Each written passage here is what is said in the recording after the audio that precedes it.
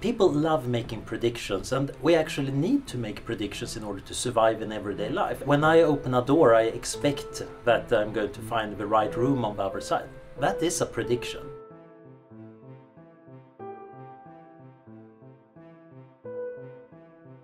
If you look at any religion, it's basically a rather uninformed contemplation of what's going to happen in the future. We have various technologies to influence the brain. A lot of these technologies have the potential to really change what it means to be human or change life on this planet. Not necessarily for the better.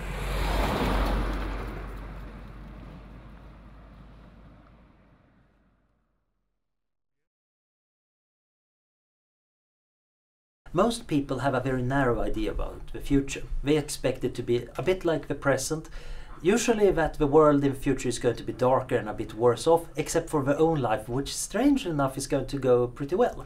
In reality, of course, the future tends to be rather strange. Go back 100 years and ask the Victorians about the future, and they expected a kind of grand Victorian future. If a Victorian were to come to our current world, they would be horrified. And not necessarily by the things that we would find very strange. They wouldn't be horrified by computers, that would just be odd. But they would be horrified by our acceptance of homosexuals. They would say that is a sign that this is a deeply decadent society. However, we would say no, this is a sign that our values have become much better. So our values are going to change. And that's already, of course, going to broaden the possibilities quite a lot. Some exciting research we're doing at the moment.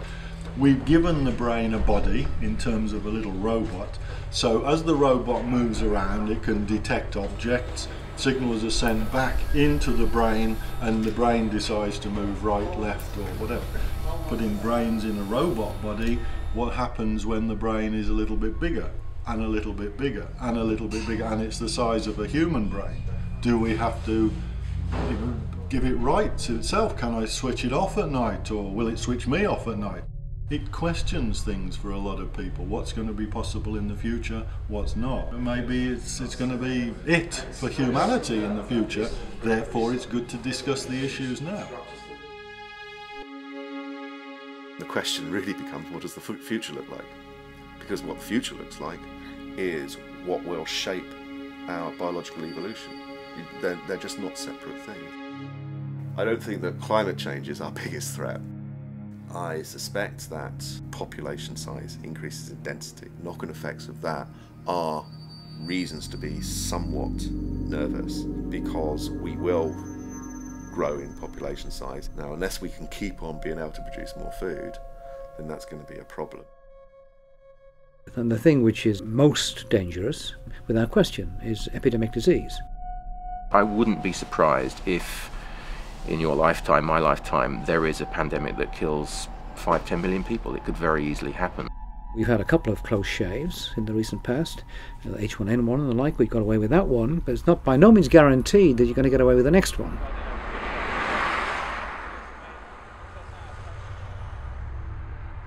I believe that the world in 100 years will, on the surface, if we're just walking down the street, it would probably look quite normal.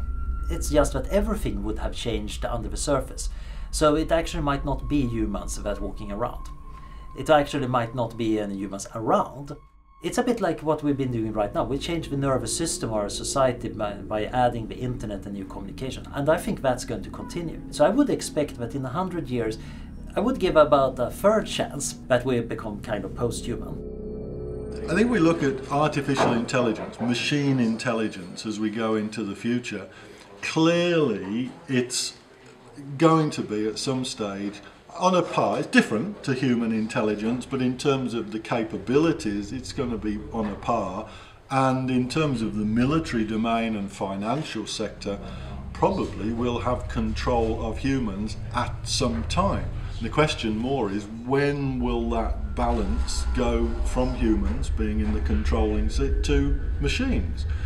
Different people make predictions. Ray Kurzweil says this singularity, this flip, will occur probably about 2029. I think it will have occurred by 2050, but it does mean about 20 years from now which is not too far away, we're going to have problems with who's in control, humans or machines. I would like people to still be important. I think a blind faith in technology is potentially quite dangerous. I think people and ideas are both inherently social. We need physical interaction if we're to be healthy. And if everything were to go online, everything becomes digital and we lose physical relationships, physical objects, physical encounters. That's a worry. I think we need analog-digital balance in our life. And if we are outsourcing all of this to machines, I kind of worry where that goes. I don't know that I particularly like, as a human, the idea of having machines controlling me, as being something of a subspecies. So the possibility of upgrading to become a cyborg, part human, part machine, is exciting with the capabilities that I will gain, but also probably is a necessity if I want to stay in the controlling group, as it were. But definitely the future, in not too distant future, it will either be intelligent machines or cyborgs that are running the show. Humans will be a subspecies.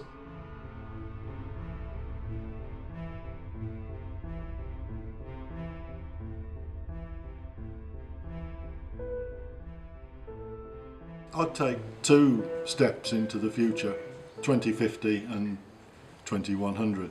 2050, I think we realistically have the possibility that intelligent machines, cyborgs, will be running the show.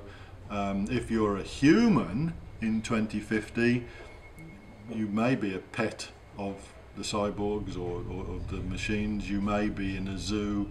If you're a free human, you might have to find some little island. You might live on the Isle of Wight or something like that, where the machines are not particularly bothered, whatever.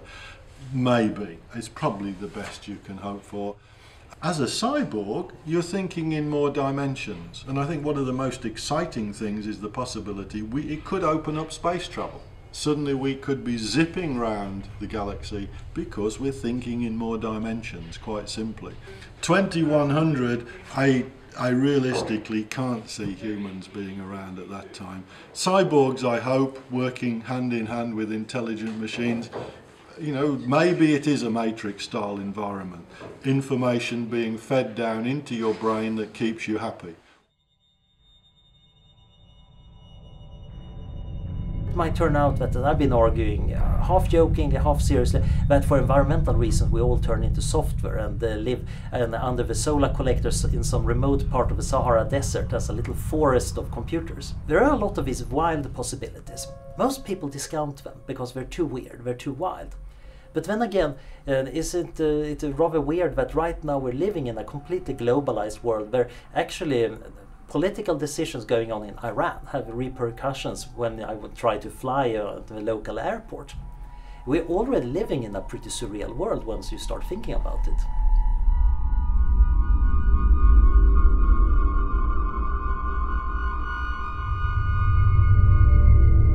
Well, I think we should think. I think we should think about it, but not become too obsessed with it. I think the present is more important, but you know, what we do today does inform what happens in the future. There is a direct linkage there, so we have to be careful about what we do today, and we shouldn't rush into things. We need to think things through. If collectively as a society we could actually decide we want to go in that direction, we had to actually have a vision of the future and try and make it happen, I think people would feel a lot more comfortable. The important part about predictions about the future is, of course, that it suggests that things could be different and we could make a difference into the future. We can actually get the future we want by trying to change towards it. Assuming everything is just going to continue like it is today is historically wrong, because we know the present world isn't at all like the past. So we should expect the future to be radically different too. The question is just, in what way do we want it to be radically different? As a human, you can see dangers, if you like, intelligent machines or cyborgs taking over. So from an ethical, social point of view, the question is, should, as a community, we fight for keeping humans in the driving seat? Should we stop development? Or should we say, okay, this is going to happen, let's make money out of it, let's develop it in a way we want it to go, let's take advantage of it, let's upgrade. So if we're going to move forward and upgrade, let's do it in a way that we really want to do it. It does mean, though, for humans, the Terrans, this is the end game. You know, enjoy yourself while you can. Either you're going to have to upgrade or, you know, step out.